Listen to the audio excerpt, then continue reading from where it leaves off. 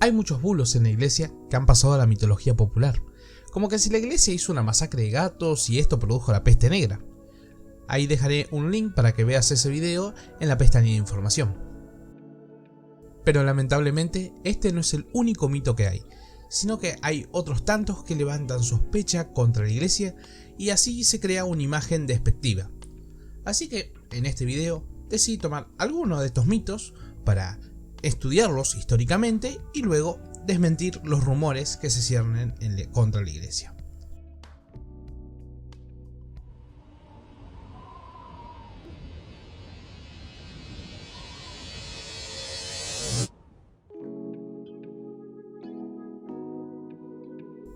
El primer mito que voy a mencionar es uno muy popular que aparece en sitios de curiosidades y consiste en una supuesta anécdota donde el Papa Gregorio XVI condena a Jacob Perkins, inventor del refrigerador. Se le atribuye la cita: "Ya saben fabricar hielo, eso es meterse en el terreno de Dios. Ahora van a llevar su irreverencia blasfema hasta el extremo de fabricar sangre". Este mito sobre los refrigeradores se lo suele utilizar para afirmar que la iglesia siempre tuvo una aversión hacia las nuevas tecnologías, por considerarlas blasfemas al controlar los elementos naturales. Refutar este mito es muy fácil, pues simplemente hay que mencionar que esta cita carece de fuentes fidedignas que aseveren la condena contra Perkins.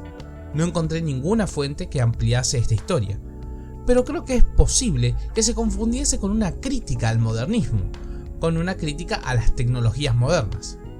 Aún así, este mito queda sin fundamentos al decir este argumento. Otro argumento que se usa para defender este mito es que algunos dicen que el invento no prosperó por el comentario del Papa. Para refutar esto, hay que notar que Jacob Perkins es estadounidense, y Estados Unidos tuvo una fuerte tendencia anticatólica por el siglo XX, por lo que es poco probable considerar que este mensaje del Papa haya tenido mucho efecto en ese país anticatólico.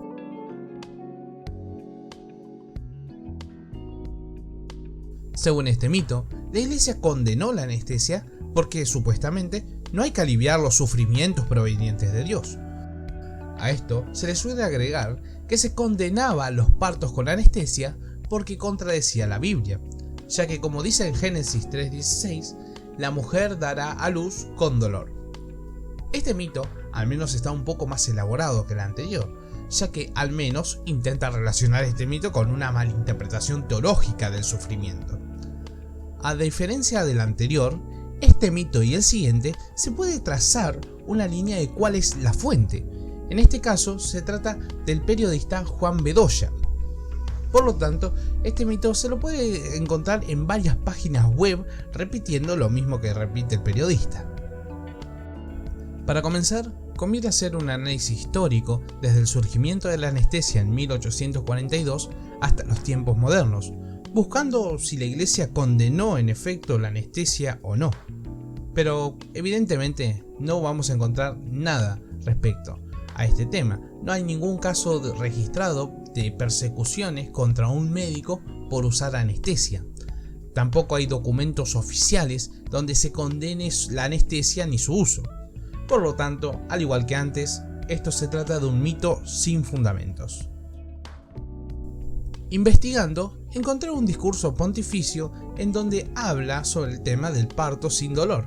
Más específicamente, se trata de un discurso del Papa Pío XII, que se dio en 1956.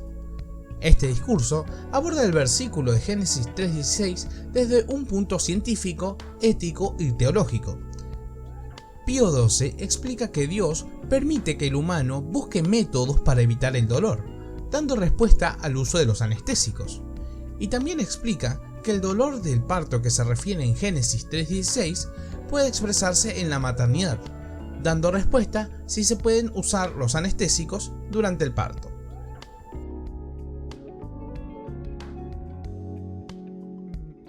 Otro mito que era popular antes de la aparición del COVID era el de decir que la iglesia condenó la vacunación. Más específicamente, se dice que el Papa León XII era el Papa antivacunas, atribuyéndose la siguiente frase: "El que se deja vacunar deja de ser hijo de Dios. la viruela es un castigo querido por Dios. La vacunación es un desafío contra el cielo. O también se le atribuye la siguiente cita: la vacuna es una mezcla de pus de animal y sangre humana. El origen de este mito se encuentra en el libro Historia de Europa en el siglo XIX, escrito por Benedetto Croce en 1932. Pero estas palabras se repiten y se repiten hasta la actualidad. Este mito es evidentemente falso. Uno se puede dar cuenta por cuando se asevera de que dejan de ser hijos de Dios solo por aplicarse una vacuna. Esto es imposible desde la óptica católica. Es más, el uso de las vacunas ya era conocido en el mundo católico. El caso más conocido es el de la expedición filantrópica de la vacuna, donde el Imperio Español vacunaría a todas las personas de su imperio para evitar más muertes por la viruela. La relación entre el Papa León XII y las vacunas en realidad es muy distinta. En realidad, lo que hizo León XII fue enviar un circular donde invita a la población de los estados papales a vacunarse, aunque retiraría la obligatoriedad de la vacunación. Esto fue debido a que las primeras vacunas sí tenían un ratio de mortalidad mucho más alto que las actuales, y de esta manera evitaba que la población rechace la vacunación de manera tajante. Además, cabe añadir que condecoró a Luigi Sacco, pionero italiano de la vacunación contra la viruela, con la Espuela de Oro, por enviar copias de sus libros a las oficinas de salud de los estados pontificios.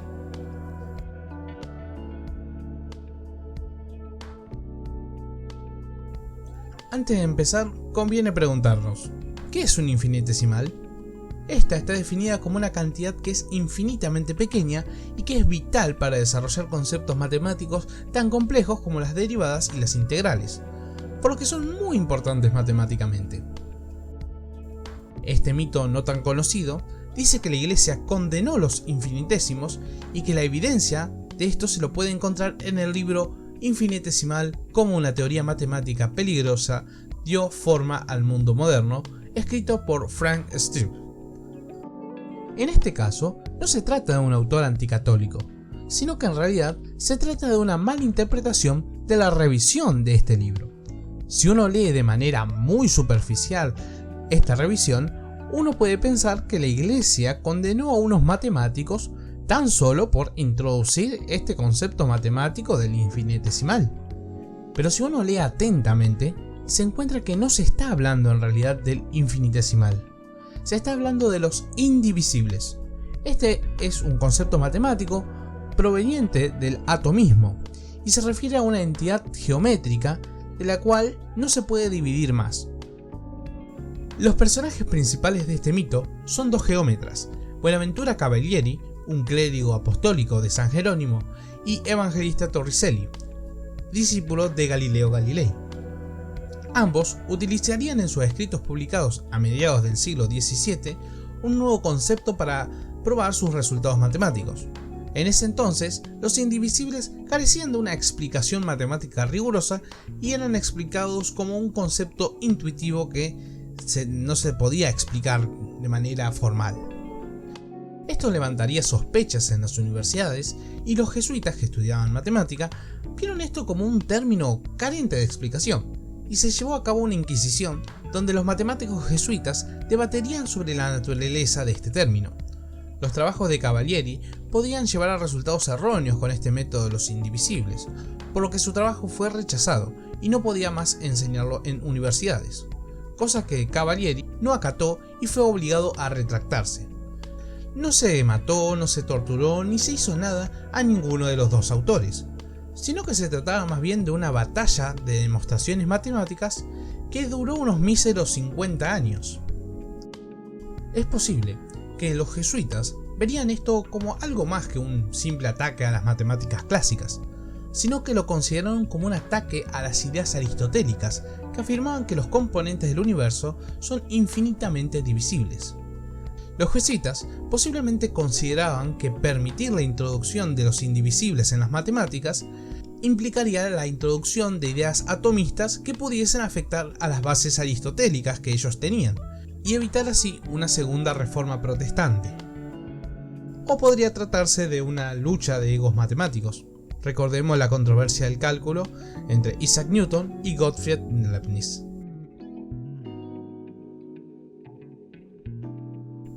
Ya para ir concluyendo, quiero dejar en claro que es evidente que todos estos mitos, leyendas negras, se las hacen con el único propósito de manchar la imagen de la iglesia, tacharla de ignorante, tacharla de anticientífica, cuando en realidad es todo lo contrario.